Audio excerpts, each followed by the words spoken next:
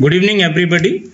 I welcome you to today's session on COVID myths and facts. What should a clinicians know, and what are the implications in day-to-day clinical medicine? Greetings from Dr. Anil Arora. I am Chairman, Institute of Liver, Gastroenterology and Pancreatico-Biliary Sciences at Sir Gangaram Hospital in New Delhi. Coronavirus is known to be existent in the nature and the universe for almost 5,000 years.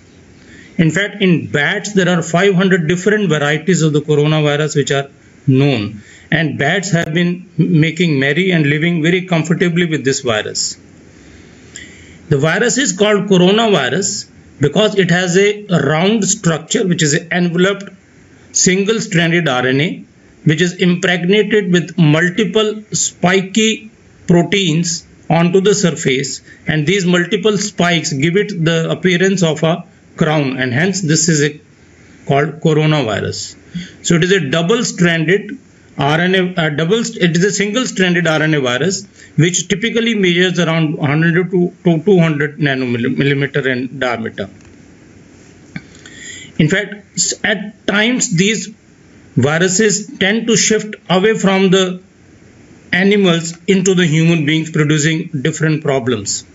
And the history goes like this in this coronavirus or the COVID-19 infection, that on 17th December 2019, there was an ophthalmologist in China who informed the Chinese health authorities that he is seeing a patient who has a very atypical presentation of a pneumonia. But his claim was rebuffed and it was admonished, and the Chinese authorities did not take any serious view of his observations. So by 1st December, the same authorities, they kept on saying a large number of the patients who were having atypical presentation of pneumonia with very high morbidity, even resulting in ICU care, mortality and need for ventilator. So by 10th January, this new virus, which was labeled as novel coronavirus, was identified by the Chinese health authorities, and the information was given to the WHO that they have come up with a new diagnosis of a new coronavirus which was called nCoV, and the health authorities in China did inform the WHO. So by 30th January, all these cases which had come, all those travelers outside China had started spreading the disease, and by the end of 30th January, we already had around 100,000 cases of coronavirus infection covering multiple countries all across the globe. On 11th February 2020, the International Committee for Taxonomy of the Viruses said that this is a new virus called SARS-CoV-2. This is the virus which causes the disease called COVID-19. So we should be very clear what is COVID-19. COVID-19 is a coronavirus associated disease documented to be for the first time to be present in the Chinese in 2019. That is why it's called COVID-19. And the causative agent was classified as severe acute respiratory distress syndrome coronavirus 2, CoV-2 infection. And by 11th March 2020, WHO had realized that I think the ball has slipped out of their hands, and they were forced to declare the presence of this infection as a pandemic. And subsequently, there is a history for all of you to see the way the number of the cases have been ballooning up with passage of time. So where did this virus originate from? So this is a beautiful city, a port city in the southern part of China called Wuhan. It's just like port cities of Bombay and Karachi. And this is an area where they have a open, wet animal market in which number of different animals were culled, they were chopped into pieces, and they were sold when they were all kept together. So whenever you tend to cull the animals and cut them animals, you will have a lot of mixing up of their secretions, their excreta, their blood, and there may be interspecies spread of the disease. And that is what possibly had happened in a situation like this. So this was the original city called Wuhan in China from where the virus started.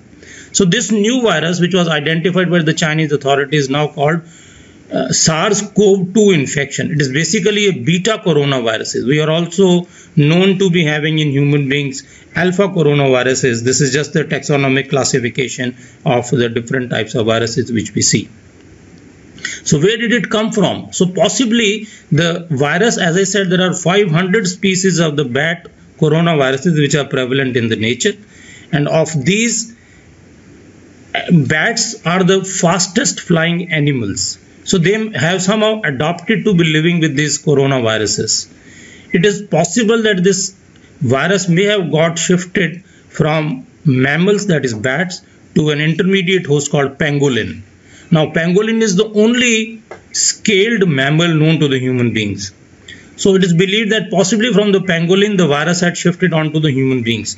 So whenever there is a general law of genetics and immunology, that whenever the virus jumps species, that is from bats to pangolin and from pangolin to human beings, the virulence increases tremendously.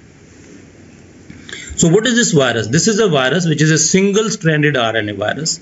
It codes for a number of open reading frames and codes for a number of genes which will produce different components of the virus.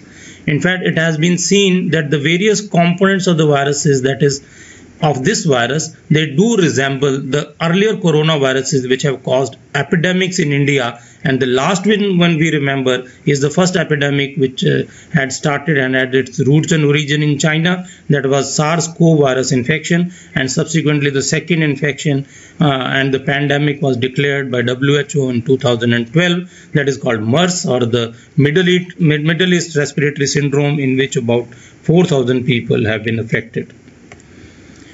There is a good homology between the SARS-CoV-2, MERS, as well as the SARS-CoV infection. That is the first type of coronavirus which was diagnosed in China in 2002. In fact, the coronavirus which is available with us now and human beings, from which we are all suffering these days and are really afraid of getting this virus, this is has a very good homology with the bat virus to the tune of about 90%. Whereas as compared to the course 1, that is the first SARS-CoV virus infection, the homology is around 79%, whereas it has around 58% homology with the MERS-2 virus infection. So what is this virus? Basically, this is a single-stranded RNA virus which has a nucleocapsid protein which is entwining the RNA. Then it is covered with a protein which is called a membranous envelope protein, and these envelope proteins are interspersed with multiple spikes. This is a peculiar type of configuration of this coronavirus, and since it resembles like that of a crown, I am sure you must be seeing Mahabharata and Ramayana these days on daily basis on Doordarshan, and because of the lockdown, and all of our princely epical characters would wear these masks which will look like this. So this is the basic structure of a coronavirus. So what does it do and how does it get and how does it enter into the circulation? As I said, it is a virus which resembles most closely the bat virus, coronavirus, but it also has a overlapping genomic presence with the MERS and the SARS-CoV virus infection. The spike protein, which is essentially the basic component of this virus, is a receptor binding protein. It is looking for a good receptor in the host cells to get the entry into the cells. And this is what happens once you have a virus which has gone and exposed, when a human being which has been exposed to the virus tries to look for this receptor called ACE2 receptor, that is angiotensin convertase enzyme 2 receptor. And then there is another protein called TMPRSS2 which will activate this binding. So the first step is that the virus will attach to the receptor, and then there is a cleavage of part of this ACE2 receptor co-virus complex, and once that is activated, the virus is endositized. Once the virus comes into the cytoplasm, you have the fusion of this virus with the lysosomes, and this is in the endosomes, and once it enters into the endosomes, it quickly gets disintegrated. That means the spike proteins and nucleocapsid protein, envelope proteins are separated out, and what you are left with is a naked RNA. Since this is a positive strand RNA, it does not need the help of anything else. It simply goes to the protein synthesis machinery of the body, which is called the ribosomal part of the smooth endoplasmic reticulum, and starts multiplying. The initial part of the virus tends to produce a number of proteins. One of them is a RNA dependent RNA polymerase, which helps the virus proliferate quickly. And you have other structural components which are produced in tandem at the same time. So the virus is entering, it is making merry, it is utilizing your own host machinery to produce a number of virions. So by the time you realize you have been infected, a lot of virus is being produced, and then the cell does not get lysed because this is an enveloped virus, and hence the virus has to be extruded out. So a lot of virus is multiplying in the so-called pre-symptomatic or asymptomatic phase of the disease. And see, look at the way the virus has gone up. If you see the data when the disease was picked up in Wuhan in China, you had very few cases, and as the travelers started moving to their own destination or to the different parts of the world, look at the way the spike has gone up. So at about 2 p.m. today in the world, there were about 19 million, so this is wrongly written, 19 million cases of 1.9 million cases, that is around 19 lakh cases of coronavirus which have been diagnosed till today. And look at the graph in India. At about 2 p.m. in India alone, there are 10,363 cases of coronavirus which have already been diagnosed, of which 363 people in India have already expired because of this. How does the virus spread? What is the most important component of spread of the disease? Is it the droplet infection? Is it the aerosol? Is it the fomite? Or is it some fecal-oral route? I think the best documented epidemiological evidence shows that this is most likely a droplet induced infection. Basic difference between aerosol and droplet infection is that in droplet infection, the size of the infected material is more than 0.5 micron, whereas by definition aerosol will be anything which is less than 0.3 micron. So the larger the size, the quickly it will settle down onto the surface, and hence the so-called scientific explanation for social distancing is that the virus, the droplet will tend to drop onto the surface or onto the fomites or to the metallic surface, anything which is available, and will not be floating in the air. But if you have a smaller particle, there is increasing data to show that possibly because of the aerosol infection also, those in the vicinity of the infected patient can also get affected. So this is what happens if you are sneezing, and if somebody is within a distance of about 3 feet from you, you are just trying to give the droplet infection. But if you are having aerosol infection, the smaller particle which are less than 0.3 micron in diameter, they tend to spread into the air, and from that it can it can be the cause for the infective stage. So these are the various stages of the virus infection which have been documented all across the world. In the first stage, you have only the people who have got infected in the area where it is originated, but as these people start going out, they will infect. So the native population will get infected from only the patient who have traveled from abroad.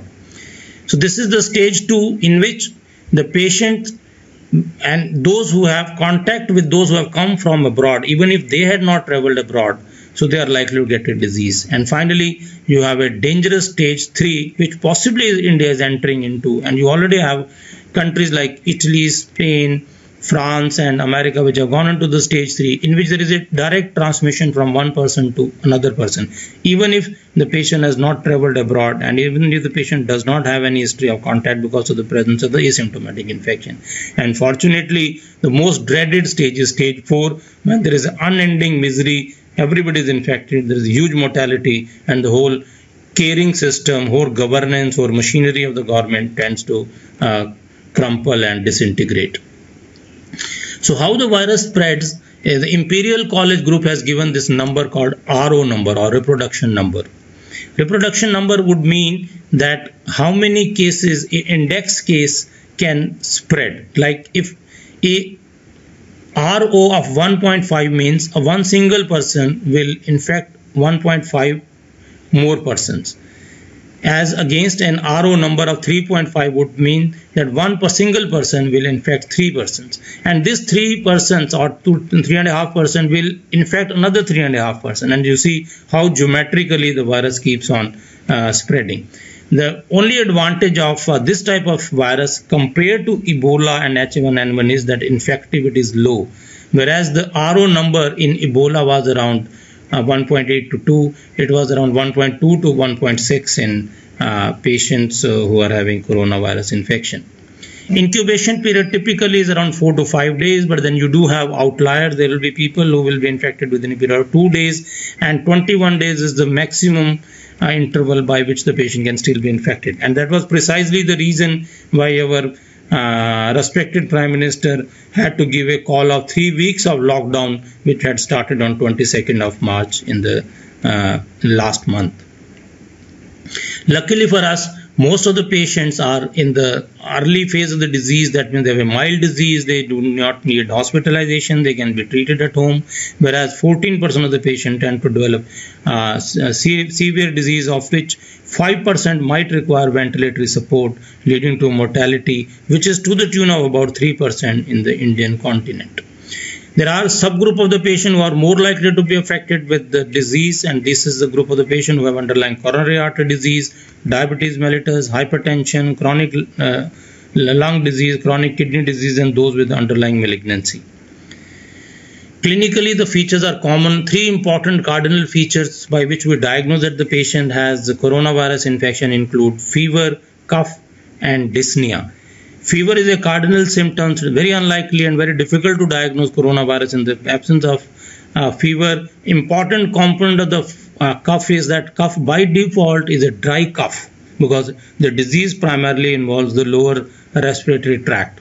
Whereas dyspnea coupled with cough and fever is the classical hallmark by which you should suspect the person is having coronavirus infection. So a running of the nose is quite uncommon. So a running of the nose coupled with productive cough, that means there could be another reason for respiratory tract infection. Few things about the gastroenterologist to remember is that this is a new concept which has come into epidemiological purview recently, that the loss of smell and loss of taste, that is anosmia and dysgeusia, are important component of the initial presentation of coronavirus infection. So if somebody has a problem of smell or taste, you should suspect that the patient may have starting of the coronavirus infection.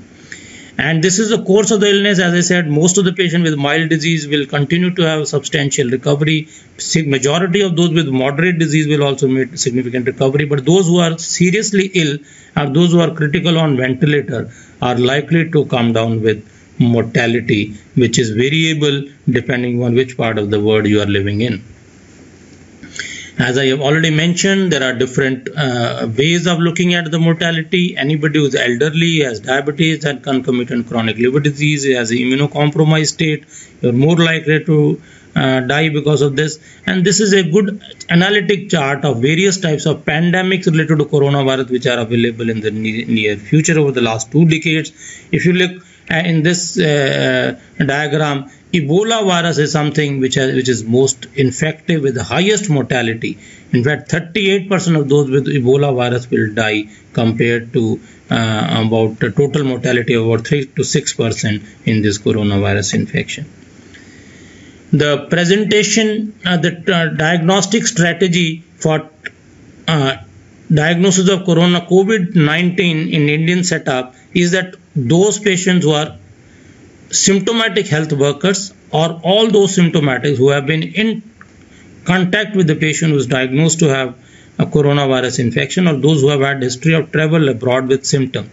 All these are the patients who should be suspected to have coronavirus infection and should have the testing done for confirmation. The reason for this is that we still do not have enough kits. Otherwise, it should be available round the clock. Anybody and anyone who wants to get it tested, you should get it done, because the type of test which I am coming to you, since the availability is limited so far, the government has recommended the testing of only those who are symptomatic and asymptomatic patient. We do not have enough wherewithals and enough kits to test them. The various tests which are available are molecular based tests or immunoassays. In molecular based test, you are looking for the replicative virus, that is, you are looking for RNA by the different techniques, and in immunoassay you are looking for antibodies which may the virus would have stimulated in the form of either IgG or IgM type of antibody. In fact, at the moment, the gold standard for diagnosis of coronavirus infection is the molecular-based test. That is, you do a nasal swab and try to look for a PCR, the presence of the viral RNA by using a technique called reverse transcriptase PCR, that is RT-PCR. But we are still awaiting the availability of the point of care test. That means you can do it bedside, you can do it in a camp, you can do it in a remote village with the utility of slide test. We're using ELISA technique for detection of IgA and IgM type of antibody. The various tests which are available for detection of RNA include RT-PCR, which is a simple technique. The only disadvantage is that you have to have training for the people who have to take the sample. There may be false negative if you are not collecting the sample. You should be careful in transporting the sample, and there is some risk of contamination as well as exposure to the healthcare workers who are collecting the sample. Mind you, the sensitivity of PCR, which is supposed to be the gold standard today for diagnosis of infection, is only 70 to 80% as of today. So what we have in diagnostic modalities that we have serological based tests also, but serological based test will try to diagnose only IgM and IgG type of antibody. They do not confirm that the patient has infection. It only shows that you have been exposed to infection. Unfortunately, we still do not have in Delhi the kits available for rapid testing. We presume that another 4 to 5 days, ICM has already sanctioned around 11 to 12 drug companies for availability of these drugs, which will be quite helpful, because if these are available, you can test for exposure to COVID infection sitting in your own clinics anywhere. So the current recommendation for antibody based testing, till it is freely available for testing anybody and anywhere and at any time, is that those who are positive with antibody tests, so these are the patients who need treatment and should be treated as COVID virus infection. Those who are negative, depending upon the index of the suspicion, either you can repeat the sample with antibody to look for the rising titers, or if the rising titers cannot be seen, then if there is a high index of suspicion, you can do a PCR based test. But if the second test also antibody is negative, then you can presume that the patient does not have an infection. So this is a new test which is available in the US called Expert Express test. This is a type of PCR technique in which, unlike what we have the results in India, which takes about 2 to 3 days on an average, within 3 to 4 hours, this is just like a gene expert test for tuberculosis, rapid diagnosis of tuberculosis. Within 3 to 4 hours, you can have this technique called Expert SARS-CoV-2 test, in which you can have an answer within 3 to 4 hours. There is another test which has been approved by US FDA, recently available in California. This is called AIOD CRISPR, that is all-in-one dual CRISPR technique. So what these people have done, this particular company has done, is that they have tried to do the PCR technique using the different methodology on a slide-based test. That means within 15 to 20 minutes, you have a PCR-based technique which estimates the nucleic acid of the virus, and you can have an answer within 15 to 20 minutes. I wish tests like Expert Express test and the AIOD should frequently and easily be available in India, but cost is a big deterrent for the time being. How do we treat our patient? In fact, as of now, there is no definitive treatment. The only thing is prevention, and I'm sure nobody will know better than all of you who have been repeatedly saying all ads, all advertisement as to how to protect and have the social distancing on day-to-day basis. Starting with the antiviral drugs, various drugs have been tried like remdesivir, hydroxychloroquine, or a combination of the HRT agents like lopinavir and ritonavir, but as of now there is no documented proof of the utility of these drugs. Chloroquine is in vogue and everybody wants to latch on to this drug, and everybody thinks it is a wonder drug, but the answer is we should know what this drug is, how does it work. And it is one of the drugs which is used for treatment of malaria, and we know that it's also an immunomodulatory drug, and hence it is one of the drugs which is used by all the rheumatologists for various rheumatological conditions. What it does is this drug decreases this is the activation of the macrophage, and hence less interferon is produced. As less alpha interferon is produced, it will lead to less activation of the monocyte and less expression of the leukocyte adhesion molecule onto the surface of the endothelial cells. So as these pro-inflammatory components go down, so you will have less migration of the neutrophils through the process of diapedesis at the site of inflammation and action. And primarily it has a significant and potent anti-inflammatory action.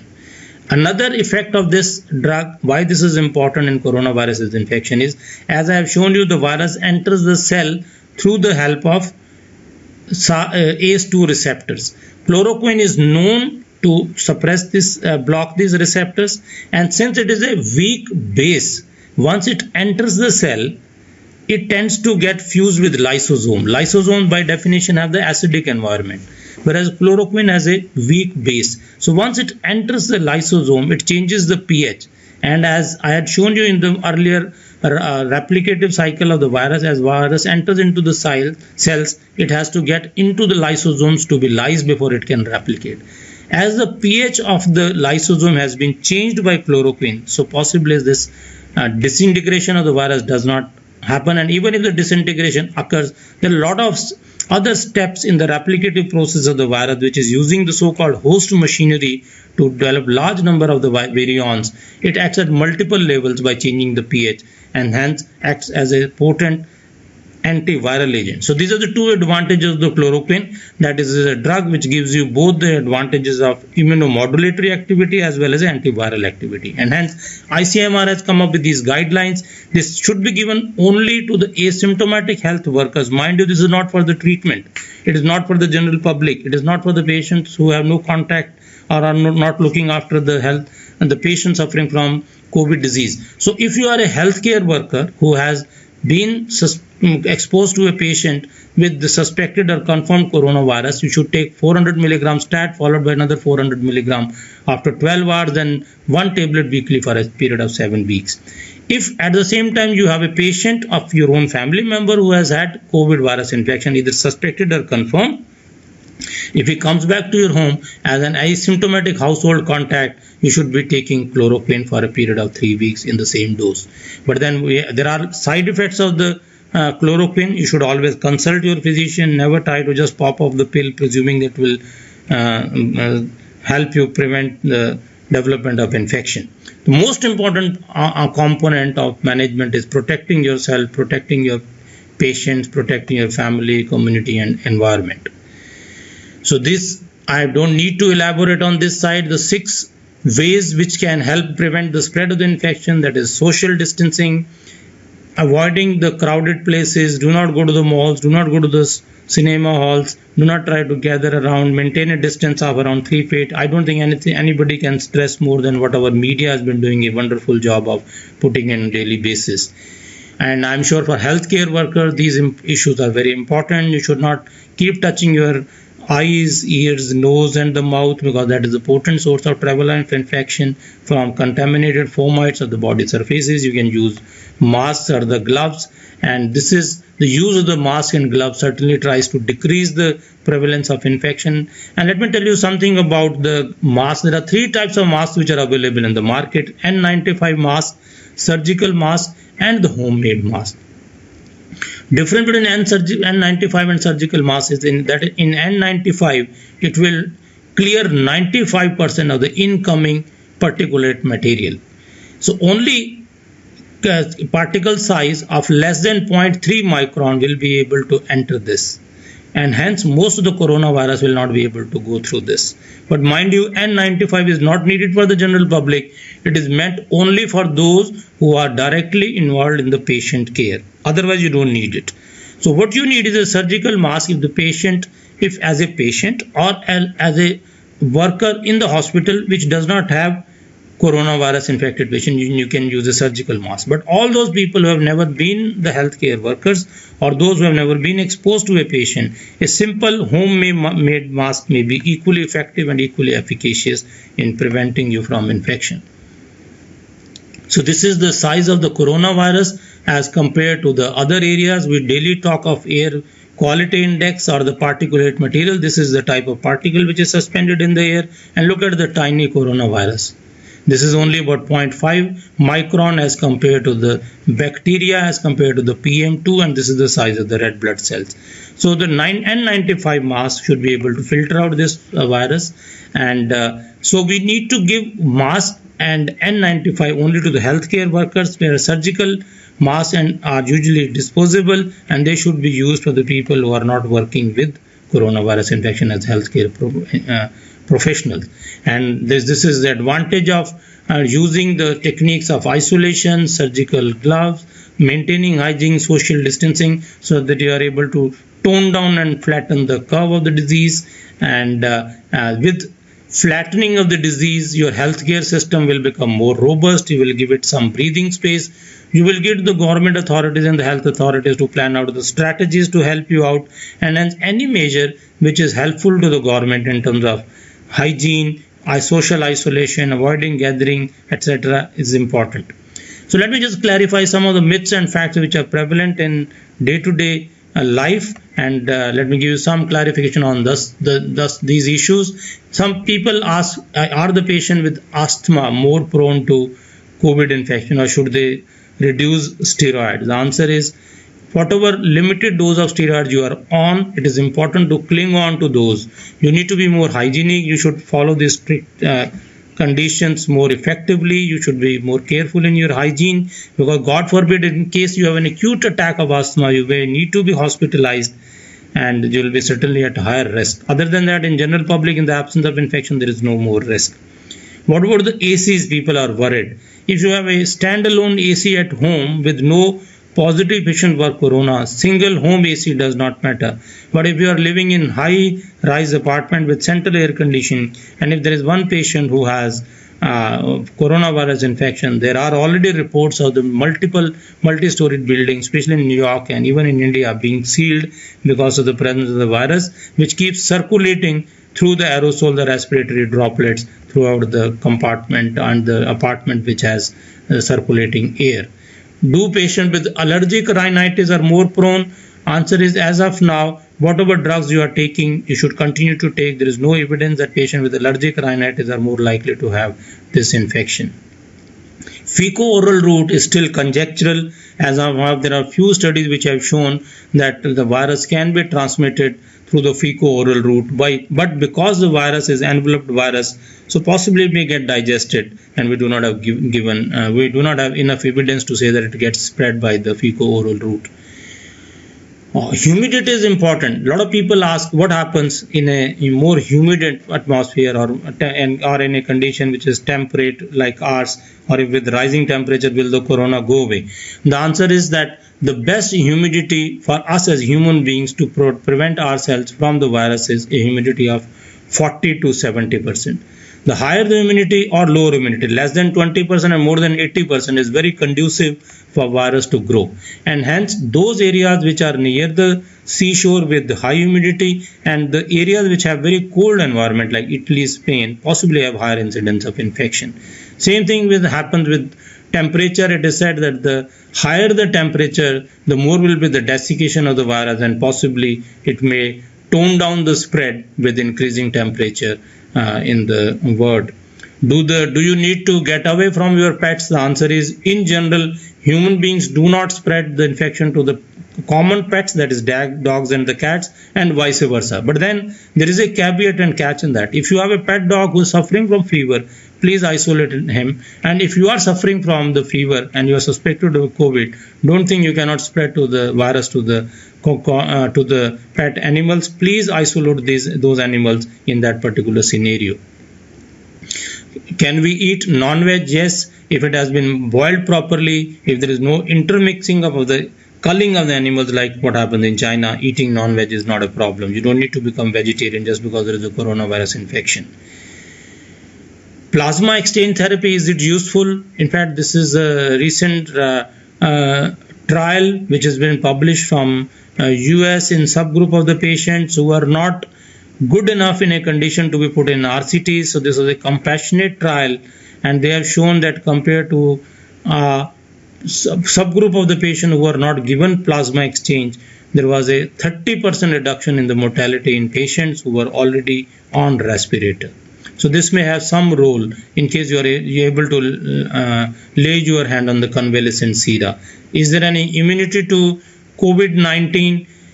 As of now, we are not still sure. We can have extrapolation of the data from the first epidemic, that is SARS-CoV virus infection, which had occurred in 2002.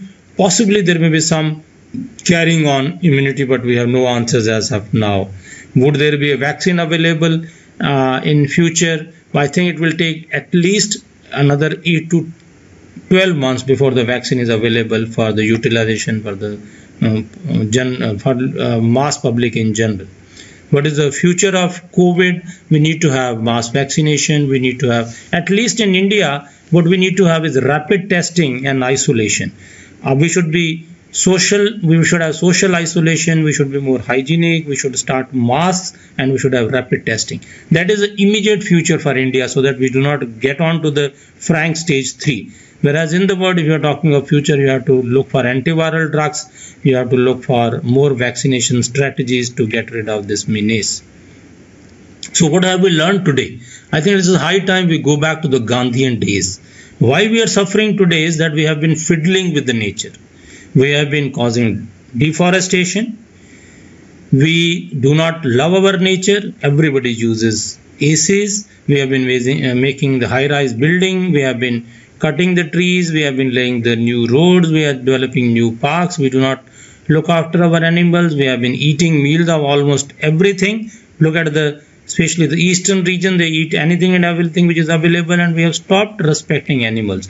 So possibly nature is telling us that it is you need the nature does not need you. So high time we respect the nature, because unless we respect the nature is going to come back with the same vengeance, and we may have another epidemic, provided we survive this epidemic for the time being.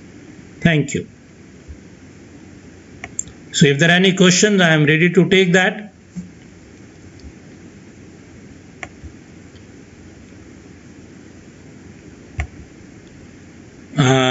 Can you see me? Hello?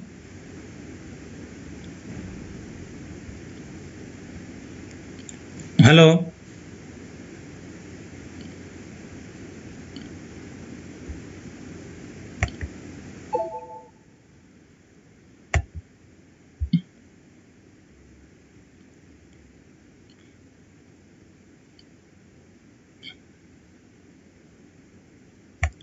Yeah, can you see me now?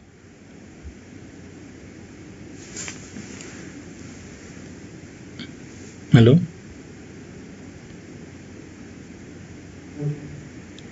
हाँ, अच्छा ये ना, हाँ. Am I audible? Yeah. Okay. So we have a number of questions which are coming up. The first question is from Dr.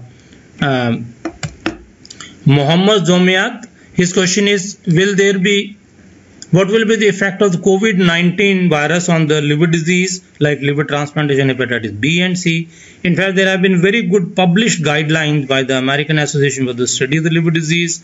If you wish, I can send you that document that clearly says that in case the surgery for liver transplantation can be postponed, it should be postponed. Otherwise, the general principles of transplantation do not change. In general, we must use the minimum doses of immunosuppression, but certainly not at the cost of losing a graft, and we have to be taking extra precautions if we are going for an emergency transplantation. So there is no specific change in immunosuppression, there is no specific change in management of hepatitis B and C. So what is needed is basically more hygiene, and try to postpone surgery if you can postpone by medical therapy for the time being. Second question by again Dr. Mohammad Zamiat is, how can we treat hepatitis B and C if the patient needs an active treatment? In fact, the current recommendations are the treatment of hepatitis B and C does not change depending upon whether you have virus infection or not.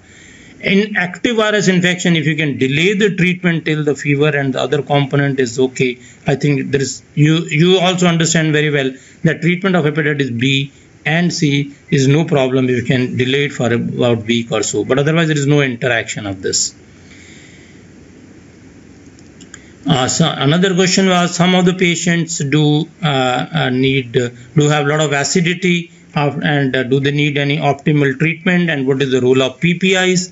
In fact, there is a recent review of the PPIs and the relationship with the acquisition of the pneumonia related to the PPI. The evidence is very poor, and as of now there is no one-to-one relationship between the higher risk of hospital-acquired pneumonia or community-acquired pneumonia on PPIs. But in general, since the PPIs have also got other side effects, unless there is a urgent indication, unless there is an urgent indication,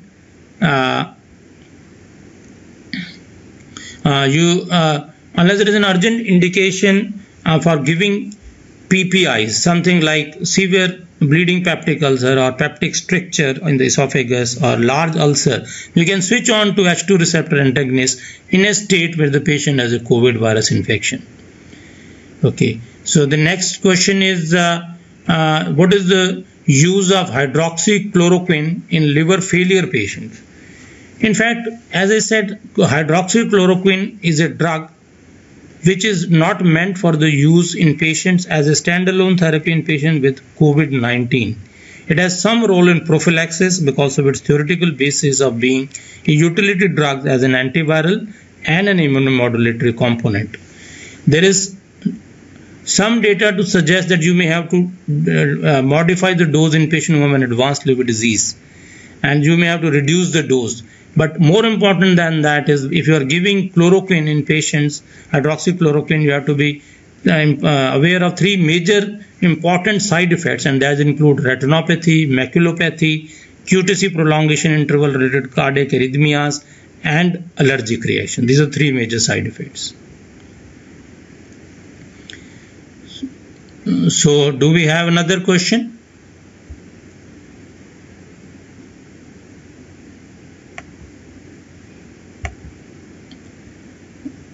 Can you hear me?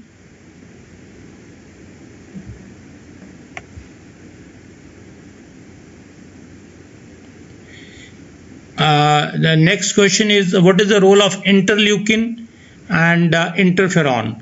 You see, when the virus, as I had shown you, the way it has been multiplying rapidly in the tissues, the moment the virus comes out of the host cell, it is picked up by the innate immune cells which are trying to grab the virus. In that bargain, they release pro-inflammatory cytokines, and there is some study to show that there is a specific window period. If during that window period, if you are able to neutralize the interleukins using drug like tocilizumab, then there may be some efficacy. But one of the studies recently has shown it has no role. There is some role. There is a question from Dr. Ram from Kathmandu. What will be the role of vitamin D for treatment of COVID? In fact, vitamin D is one vitamin which is useful for anything and everything. It has immunomodulatory efficacy, and almost all individuals in India are deficient in vitamin D, and especially in a setting like this when you need to boost up your immunity, I'll certainly recommend vitamin D if it is low in a given individual. And next question is, coronavirus first identified which year? As I said, coronavirus is known to be present in the nature for almost more than 5,000 years. In fact, 500 different varieties of coronavirus are known to be present in the bats alone. Coronavirus was designated as coronavirus in 1959 or 1960. the human epidemics had started occurring only in the last 2 decades. That is SARS-CoV in 2002 in China, and then MERS pandemic starting in Middle East. Next question is, any increased risk of decompensation in cirrhotic patient during the current pandemics? Answer is, any infection in a patient who already has a borderline liver function will certainly put it down. Since the COVID-19 is not a disease which is specific to the liver, so it will not directly cause ACLF. But in case you have an infection in the lung and there is a cytokine storm, certainly you can go into the liver failure, but there is no direct relationship. Next question is, how shall one look at both hepatitis C and COVID? Both are RNA viruses. In fact, if the patient needs treatment for hepatitis C in any situation, you will end up treating that in any case. You are not giving any antiviral drug. As of now, there is no antiviral drugs other than in compassionate trials, which is recommended for treatment of COVID virus infection. Go ahead and treat your hepatitis C. If the patient is already taking it, certainly do not discontinue to the drug. There is question from Dr. Amit Dharia from Pune. What are the risks of COVID patient in post-transplant patient on triple immunosuppression? In fact, as of now, there is no suggestion to modify the drugs. There is no particular immunosuppressive drug which needs to be altered, except that in a situation like this, if you are rapidly able to, depending on what stage of liver transplantation you are in, if you are in triple immunosuppression, other than in conditions like autoimmune hepatitis or in which there is a recurrence of disease is high, you can try to reduce the immunosuppression, but certainly not at the cost of losing the graft. So the current recommendation are possibly you don't need to change your immunosuppression module. Another question again from Dr. Amit Dharia is, has there been an increased mortality among cirrhotic patients in current pandemics? The answer is no. As of now, there is no direct toxicity of this. There was an excellent presentation by Dr. Paul Thuluvarth only recently. Per se, it will not cause more mortality. Dr. B, there is a from Beer Center, there is Dr. Giru Kumar who said that there is another question from Dr. PK from Dr. PK Agarwal from Dehradun. How bad are the liver patient carry chances of contracting COVID disease? See, any patient who is immunocompromised, irrespective of the cause, certainly should be more prone to infection. So by default, why do patients with chronic liver disease ultimately develop SBP? And certainly they are more prone to infection.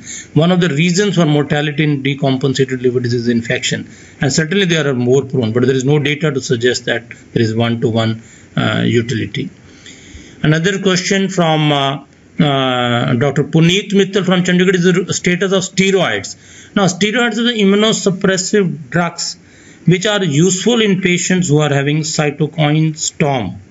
But this, you need to have a very small window where the virus has just come out of the host cell and the immune system is trying to pounce upon it. If that is the time when you can give steroids, it may be of use. But all the studies have shown that that window period is hardly ever available, and it gives more discomfort and complication to the patient, and hence most of us do not use steroids. That is number one. Secondly, if you have to use something to take care of the incoming virus and the immune response, it's better to use an IVIG in that window rather than giving steroids. Another question from Chandigarh, Dr. Puneet Mittal's question is mechanism of erythromycin in COVID. In fact, the mechanism of erythromycin is not still clear. It has a synergistic effect with chloroquine, and I have given you multiple mechanisms by which the chloroquine acts at stopping the recognition of the virus within the cell. Once the cell is having the virus, it is supposed to generate an interferon 1 response by stimulating the interferon stimulating gene and TNF1 or TNF alpha, and that is altered in presence of chloroquine, and it has a synergistic effect with azithromycin. Another question from Dr. PK Agarwal in Dehradun is, it is said that home-made masks are as good as 95 masks. Your comments, please. In fact, if you see the prevention and efficacy of various grades of the mask, that is N95 surgical mask and homemade mask, there is a 30% less chance of prevention with homemade mask. But as I said, if you are sitting at home, if there is no exposure, then 30% reduction is much better than using nothing. So my recommendation is N95 certainly is better than N95 certainly is better than the surgical mask, but it should be used only for the medicos and those people who are looking after the medical part of the disease process. General public does not need to use N95 mask. The question is from Dr. Rajesh Gogia from Delhi. Can it present with GI symptoms without fever? In fact, 20% of the patients with COVID virus infection, the only manifestation is with GI tract infection, primarily in the form of anorexia, abdominal pain, vomiting, and loose motion. But most of these patients will have fever. It will be very unlikely to have GI symptoms alone in the absence of the fever, because the way the GI toxicity occurs, it occurs after the lung toxicity, and by the time the lung toxicity has occurred, there will be significant inflammation which will present with fever. There is a question from Dr. Aditya Pratap Tripathi from Balasore. In all webinars that I have attended and all the training that I have received, everywhere hydroxychloroquine is advocated and not the chloroquine.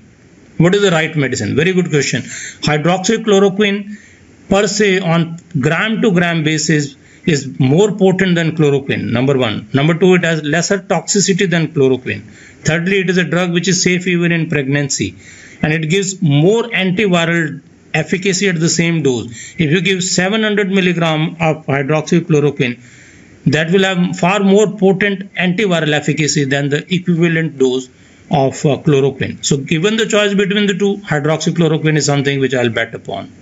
Another question from Dr. Aditya Kashyap from Muzaffarpur. Please explain the virulence in the relapse cases in positive cases after whole negative cases of hotspot, like there are new positive cases coming into the China, as well as those who have been left and may have avoided the herd immunity. You see, it's very difficult to know whether there was a reinfection or there was a recrudescence of the same infection. After all, the gold standard which we have today for diagnosis of this type of disease process is that we have PCR, and PCR has only nasopharyngeal PCR has only a sensitivity of 70%. So now I'm not sure whatever people have recovered and have been so-called cured would have been negative with sensitivity of only 70%. Another reason is that since there are no neutralizing antibodies which are present in this subgroup of the patient, it's possible that they're having the recrudescence of infection. So one way of distinguishing between the two is you do an antibody test, rapid test, using an IgM and IgG type of antibody and see what happens. Those who have not got the herd immunity or those who have recrudescence of infection, in them possibly the IgG levels will wane down quickly and they may have a reinfection. That is the only way to know. At the moment there is no data. There is a question from Dr. Iqbal. I see patient twice a week of whom one turns positive. How many times do I need testing?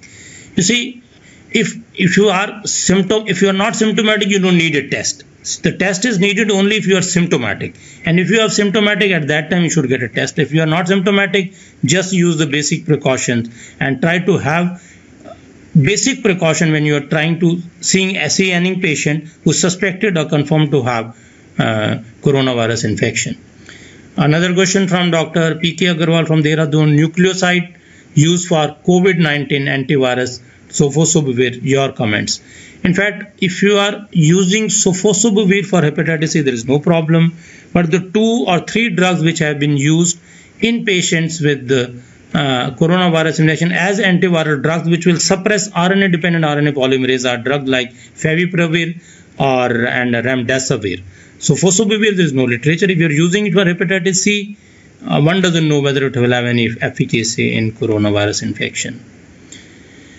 So another question from Dr. Shashi Thapa from Kathmandu. What precautions to be taken for routine upper GI endoscopy and colonoscopy? Recommendations are very clear.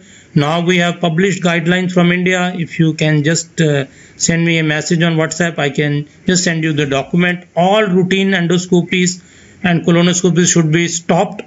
All emergency procedures should, at the moment now in Gangaram, we have a policy now, all patients who are being wheeled in for endoscopy or for any surgical procedure, you need to have a baseline COVID test done, because you never know who is suffering from what. This is just like doing an HBsAg, HCV and HIV. So it has become the order of the day. So postpone all the procedures which are not emergent, and all urgent procedures should be done preferably under sedation after checking for the COVID virus infection and under anesthesia. If you are giving mild anesthesia and if the patient retches, that is the time when you are most likely to get the infection from the patient. And finally, all doctors and gastroenterologists who are doing emergency endoscopies, they have to do it with the use of PPEs. If there is no PPE, please do not do if the test has not been done, because you are likely to get infected. There is a question from Dr. Shailendra from Kanpur. What is the role of ivermectin? There is a publication recently from Australia, from the University of Monash, that in the in vitro experiment they have shown that if you try to inoculate ivermectin, which is anti-parasitic drug primarily meant for treatment of strongyloidosis, that there is a 5,000 reduction in the treatment of in the count of virus. But this is all in vitro study. We have no in vivo data. I don't know how much it translates into the efficacy in vivo. There is a question from Dr. Sudeep Khanna. Any significance of liver involvement? Yes, there is a recent publication from US that patients with non-alcoholic fatty liver disease have higher morbidity. But then to single out that this has occurred because of the corona alone, because most of these patients with NAFLD also have other comorbidities like diabetes, hypertension, CKD, CLD, dyslipidemias. So they per se also are important reasons as predictors of mortality related to corona. So to single out that fat alone is causing the problem is still not clear. But there is one publication which has shown that patients with fatty liver disease are more prone to development of the liver related problems related to coronavirus infection. Then there is a question from Dr. Rajiv Kumar. The dose of hydroxychloroquine. See, hydroxychloroquine is not meant for treatment, it is meant only for prophylaxis. The dose is 400 milligram stat, followed by another 400 milligram after 12 hours, then 400 milligram every week for 7 weeks for healthcare professionals, and for household contacts only for a period of 3 weeks. There is a question from Dr. Kupuswamy. He wants to know about, this is doctor from Patna, Dr. S.K. Agarwal, who wants to know about the herd immunity, when will it develop? So this is a new virus. If you see coronavirus type 1, that is SARS-CoV virus infection, that pandemic got controlled very quickly because there were no asymptomatic patients. And only thing you had to do was catch all of the symptomatic patient, do the barrier nursing, put them in the hospital. That was the end of the pandemic. But this is a problem in which you have a lot of asymptomatic and pre-symptomatic infection. So unless a large proportion of the patients are diagnosed, confirmed, and develop herd immunity, we do not know at what time and when will it develop. Is there any role of vitamin C in the treatment and prevention of coronavirus infection? The answer is vitamin C, like vitamin D, is a drug which has a general immunomodulatory property. So there is no one-to-one relationship. It's a general drug which increases the immunity. So I'll not mind taking it. But if you ask me scientifically, does it work? There is no answer to that, because there is no study which has shown efficacy of this alone. There is a question from from Salem in Tamil Nadu, Dr. Katambam. Is there any role of azathioprine empirically, azithromycin empirically? The answer is no. The only drugs, in fact, it has been shown recently that even in chloroquine, the efficacy is still doubtful. That is the reason it has not been allowed to be used for all patients across the board, even in the absence of higher indications were used. So we should follow the ICMR guidelines for prophylaxis for use of HCQS. There is a question from Dr. Poonam. What about the use of ultrasound machine has been used for the positive patients? In fact, you should sterilize, you should use gowns, because during ultrasound procedure, you do ask the patient that the patient should take deep breath, especially if you have to look for the liver and gallbladder, and you have to turn the patient around. So you should always use mask. Please give a mask to all the patient who is undergoing test. So use a protective gown, use a mask, and always sterilize and sanitize the machine. You don't need to throw it off. You need to sanitize it properly at the end of the day, and preferably after every procedure. And possibly all patients who are coming to the polyclinics and all the patients who are coming to for testing of ultrasound, I think with the availability of the rapid test, it will be just like a card test, which will be of useful even for radiologist. There is a question from Dr. Annu from Germany. If the patient has hepatitis, should she be more prone, or can we give water to stay hydrated? A patient with hepatitis C is no more prone to develop coronavirus infection, but since you already have a liver disease related to hepatitis C, and liver disease per se puts you to a poor immune status, you need to be extra careful, you need to be more judicious in letting go down the various precautions on day-to-day basis. Question from Dr. Tripathi from Balasore. During this lockdown, incidence of heart attack has come down. Any reason? I am not sure about the validity of this statement. Possibly one of the reasons is that the access to the hospitals may not be known, and unless you have authentic data, very difficult to comment on this. There is a question from Gorakhpur, Dr. P.C. Srivastava. What is the best source to boost the immunity in COVID suspect? In fact, the immune system is general. It consists of two types, cell-mediated and humoral immunity. And there are two types of immunity, innate and acquired. There is no drug which can be given.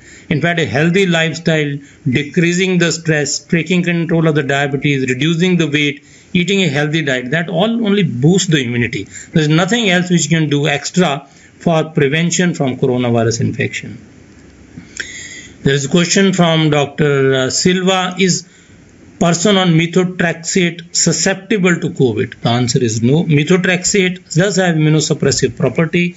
If you have a reason for giving immunosuppression drug like methotrexate, you don't need to alter it.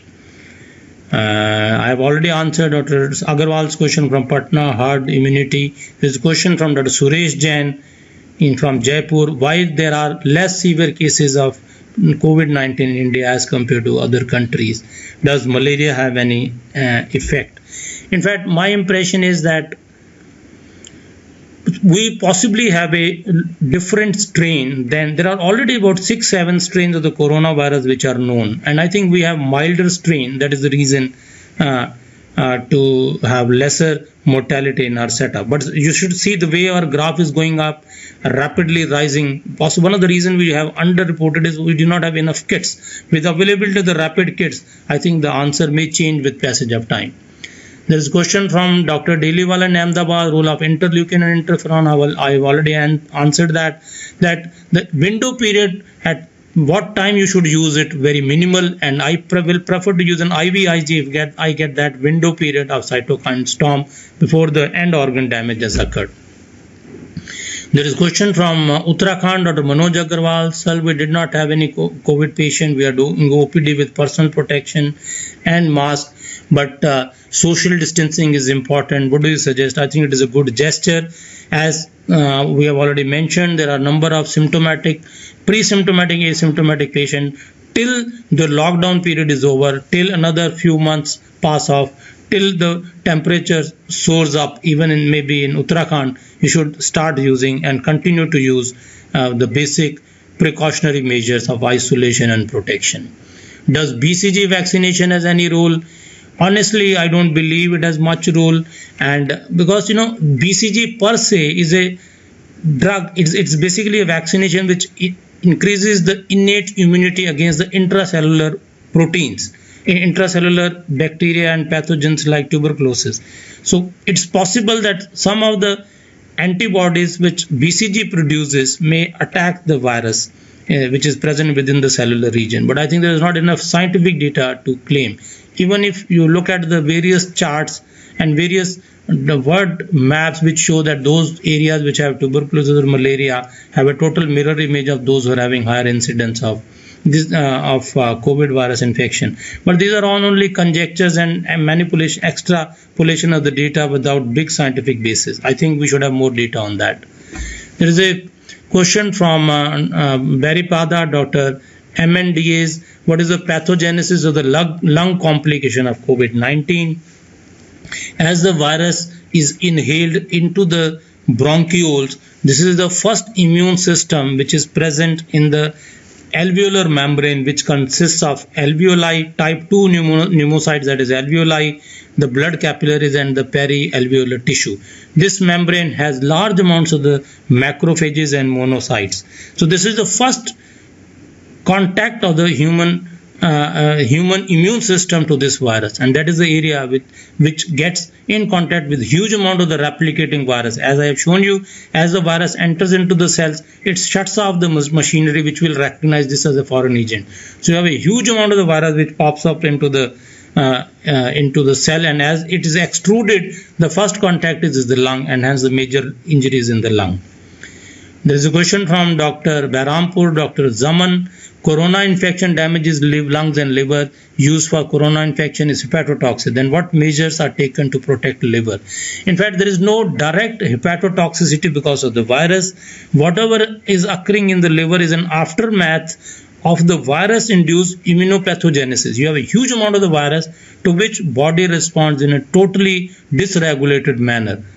It responds in such a big way that there is hardly anything you can do other than to stop that cytokine storm. And hence there may be some justification for giving antiviral drugs or immunomodulatory drug before the onset of the clinical symptoms like dyspnea.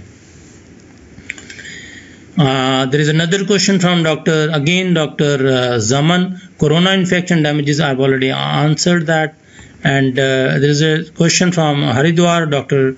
Kushwaha, and a dose adjustment of antitubercular therapy in positive cases of corona. The answer is no, since it does not have any immune pathogenesis onto the liver directly. Unless the enzymes are elevated, you may have to modify it. Because of the coronavirus alone, you should not do it. But if there is a substantial damage in coronavirus because of the affecting the liver, then you may have to modify the drug. But not just because the patient has coronavirus infection with normal liver function test, you do not need to modify the ATT. Another question from Dr. Annu in Jammu. Can we give all fruits and vegetables outside hepatitis C patient in COVID period? Yes, there is nothing wrong with the fruits and vegetables, but only thing you have to be clear is the people who are coming to deliver you the stuff, you do not get exposed to them. You have to, they are giving it in a pack, you have to sanitize the pack and then get back to the normal basic hygiene. Otherwise, diet has nothing to do with the COVID virus infection. There is a question from Dr. Ashok in Aligarh. Can we do our OPDs clinics nowadays? If you are doing OPDs in clinics, please be sure if you have a rapid test, please screen all the patients. Unless that is available, you maintain the basic concepts of social isolation, maintain a distance of about 6 feet, call one patient at a time, let the patient wear a mask. You should also wear a mask, use a glove. Do not try to have multiple attendants of the patient in your own room. Certainly, doctors don't need to close their OPDs. This is the time when the patients need the doctors the most. There's a question from Dr. Poonam from Delhi. Can we go in for general blood tests these days to keep a check on people suffering with the liver tissues and other samples, because other patients will also be coming up? Yes, you should go to the clinics, you should go to the labs and the other diagnostic centers only if there is an emergency. Do your best to avoid as much as you can, because if you're able to avoid the trip, you are going to help the government in sustaining the effort it is trying to do to contain the menace which we have. There is a question from Dr. Rajiv Sharma. What is the role of azithromycin in COVID? I have told you recently, as a standalone therapy, it has no role. There is some justification for giving it with the hydroxychloroquine, but the data is still not sufficient to be put into guidelines that it should be the treatment of choice. There is a question from Dr. S.S. Mishra from Balasore. What if a lady gets infected with COVID-19 during the pregnancy? In that case, what will be the pharmacological management strategies? As till recently, it was believed that the COVID virus infection does not have a transplacental spread, but only yesterday there was some documentation of a transplacental spread of the COVID infection. If the patient has to be given prophylaxis for COVID, the HCQS, as I said, is a safe drug. Do not give chloroquine in a pregnant woman. HCQS is a safe drug. If there is no exposure to the pregnant lady, don't do anything. Just do the routine precaution. And being a pregnant lady, she will have two lives, then her own life and the baby's life. So she has to just take extra precaution. You do not, if there is an exposure to a patient with the asymptomatic or symptomatic COVID virus infection patient, you can give HCQS clearly, but avoid chloroquine in pregnant women. There is a question from Dr. Ashish. Is there any need to modulate immunosuppression in autoimmune hepatitis? As I have already said, if you have a patient who has been with you for a long-standing period of time, if you think with reduction of the immunosuppression you are not going to harm the patient and patient will be able to tolerate your reduction of immunosuppressive drugs, certainly do it. But you have to weigh the risks and the benefits and the advantages and disadvantages. If you think from your past experience in the same patient, if by reducing the dose you are going to do more harm to the patient, do not do it. Otherwise, lesser the immunosuppression in any condition, the better it is for the time being. There is a question from Dr. Harshita from Ghaziabad. What are the precautions in pregnant women? As I said already, in pregnant women, because you are involved you are worried both about the mother and the fetus, you have to take extra precaution. Do not move out. Take all the routine precautionary measures which are coming on television and the social media on day-to-day basis. If there is a contact with suspected patient of COVID, then certainly you can take hydroxychloroquine, as happens in other cases. There is a question from Dr. Karan from Ghaziabad. Do patient of COVID present with GI symptoms? 20% of the patient with COVID will present primarily as GI symptoms in the form of nausea. Or I have specifically told you, there is a recent data to show that if you have anosmia or dysgeusia, that means if you have altered taste of the smell and altered taste of the tongue. Now this is one of the early signs of development of COVID virus infection. 10 to 20% of the patient will have abdominal pain, loose motion, diarrhea, which may be non-specific. There is a question from Dr. Ram Babu Gupta from Jaipur. Liver disease and COVID patient can increase mortality. Yes, liver is an immunocompromised state. If you are infected with COVID virus infection and if there is a severe viral infection producing cytokine storm, I'm sure liver will not be able to tolerate and it will be result in acute or chronic liver failure. I've already mentioned the role of vitamin C. It is a general immuno-boosting agent. There is no harm in taking it. One-to-one, there is no relationship with the vitamin C and the COVID virus infection.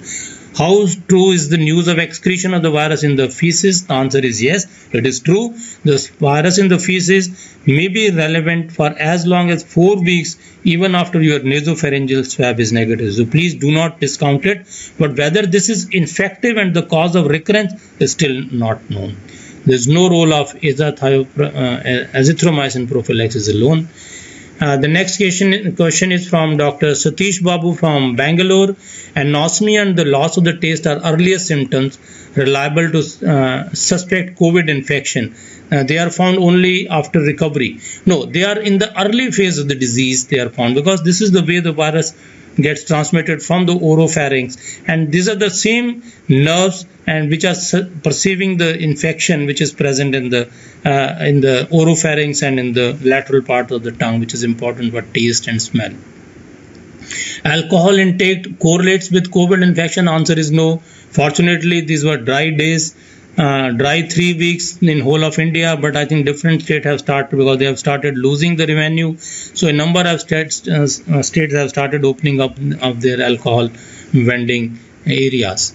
So in general, there is no effect. This question from Dr. Sinha, Rajiv Sinha from Patna. What is the patients on autoimmune hepatitis, any modification needed? I have already answered. I'll repeat over here that if the patient is well controlled, if the patient can tolerate immunoreduction, certainly you should do it. But if from the past history any reduction of the disease leads to exacerbation of the disease, please do not do that. What is the role of steroids in vivid pneumonia? As I have told you, as of now, most of us do not use steroids in patients with viral pneumonia because the window of time when it acts is possibly very small, very minuscule, very obscure, very difficult to find out. Dr. Ashok from Aligarh wants to know, any patient attended my old found positive for COVID and I was blamed for that. Was that my fault? What should we do to have such situation? In fact, this is an extremely important question. I'm happy, Dr. Ashok, you have raised this. There is a recent legal requirement of all the patients getting admitted to the hospital. You should take a consent that tomorrow if they are suffering, they get an infection of corona, they should not blame the doctor. So make the same type of consent relevant in your own OPD practice. Nobody can blame you, and I'm sure you will be legally protective. There is a question from Barpada. Will there be modification of the ATT if the TB patient got COVID virus infection? If there is no effect on liver function, certainly there is not going to be any change. If the patient has a effect on the liver because of the multitude of the problem which were occurring in patient with COVID disease, you need to change it, not otherwise. Can a suspicious person take chloroquine? Chloroquine, as I said, is not meant for treatment. If you are suspecting the patient, it's better to isolate, because if you have given the chloroquine and you will not isolate the patient, then you're doing more harm to the patient and the public than the advantage by giving chloroquine. Then you will try to underdo all the precautionary measures like isolation, separation, hand sanitization, social distancing. Please do not do that. If you are suspecting the patient, then it's better to isolate the patient and treat it as a corona positive unless proved otherwise. There's a question from Dr. Sanghi from Maharashtra. What is the role of oseltamivir in COVID? Answer is there is no still published data. There have been some trial, and somebody in I think from South India has applied to ICMR for the utility of this drug in COVID, but there is no published literature to show its efficacy as of now. Dr. Jayashri from Sadri, patient of Guillain-Barré syndrome, altered immune status, can we give HCQS as a precaution to prevent COVID infection? So unless this patient is exposed to a patient or a doctor or a healthcare worker who is either suspected or has COVID virus infection, you don't need to give this drug. Certainly it will not give any protection unless there is a definite history of contact. Then there is another question from Ahmedabad. Patient on dialysis having corona infection, can same machine be used for other normal patient? Answer is, if you use all precautionary measures, certainly you can use it. But please make sure that all vials, all handling equipment, all mattresses, they need to be sanitized if you have a patient who has had coronavirus infection, has undergone dialysis. This is akin to what we will do in a patient with hepatitis B and C. If you remember from your knowledge of hepatitis C, in countries like Japan, they do not even ever use another machine for hepatitis C related patient because the basic hygienic measures are so good. So we cannot compromise on that, and we should do everything in a especially new virus infection so that the virus doesn't get transmitted to another. And all the staff of the patient, all the paramedical staff does need to be quarantined, including the people who have handled the technicians. They have to be taken care of. There is a question from Dr. Mukesh. What are the chances of getting infected again after recovering of infection? How severe is the case on second infection? The chance of second infection certainly will be less, and second infection certainly will be less severe. And there is a good data to show as the infection travels from one person to another, from another to the third person, the infectivity as well as the virulence certainly does decrease. That is a wishful thinking, and possibly it will be less. Is hydrochloroquine safe in pregnancies as prophylaxis? I have very clearly told you it is safe in pregnancy.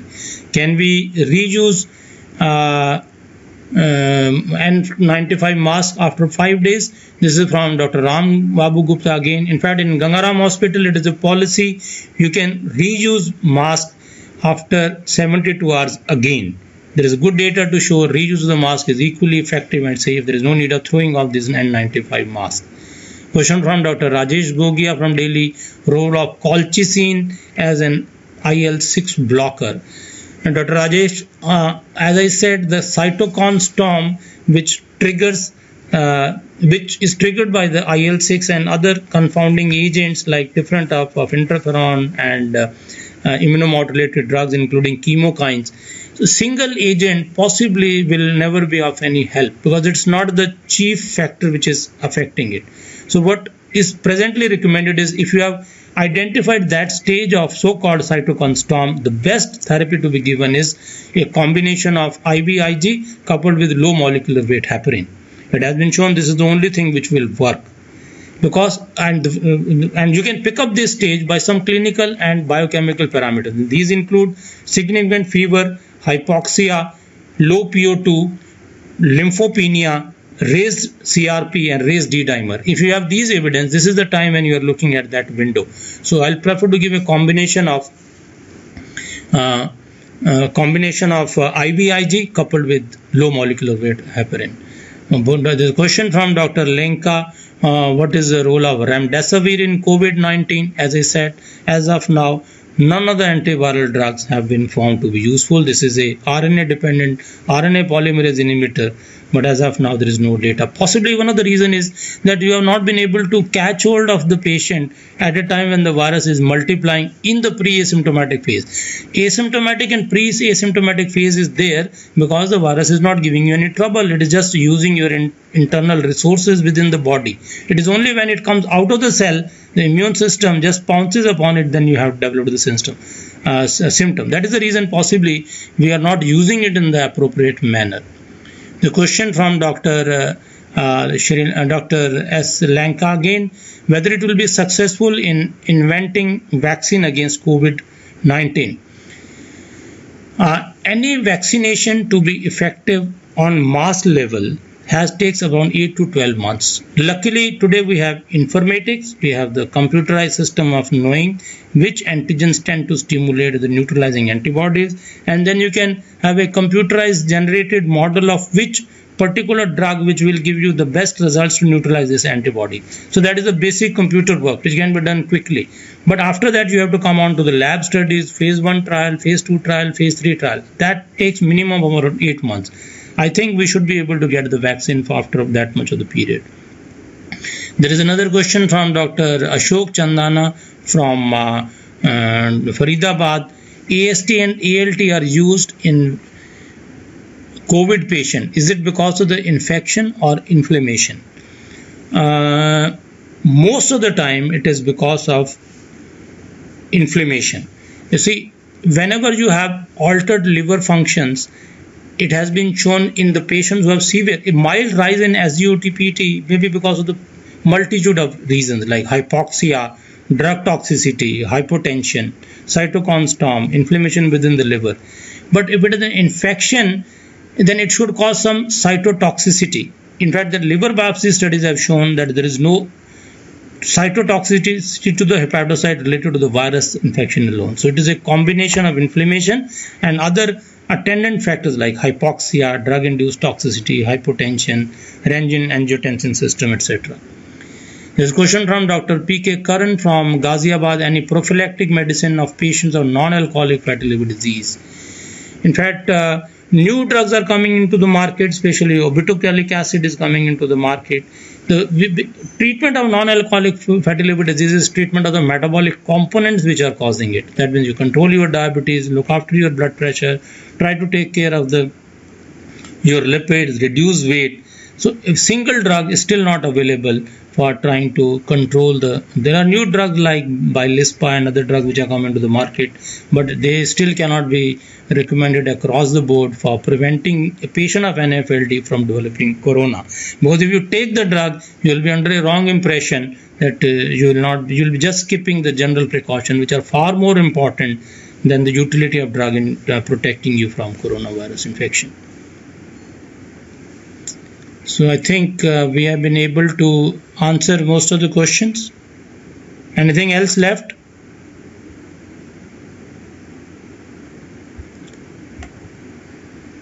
Are we still on?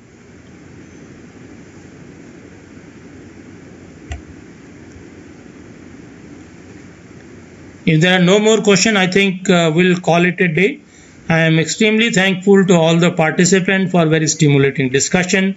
And I'm very helpful and very thankful to all of you for giving me this thought process for me to go back and study further, answering your various questions. These are very important, very relevant, prominent questions.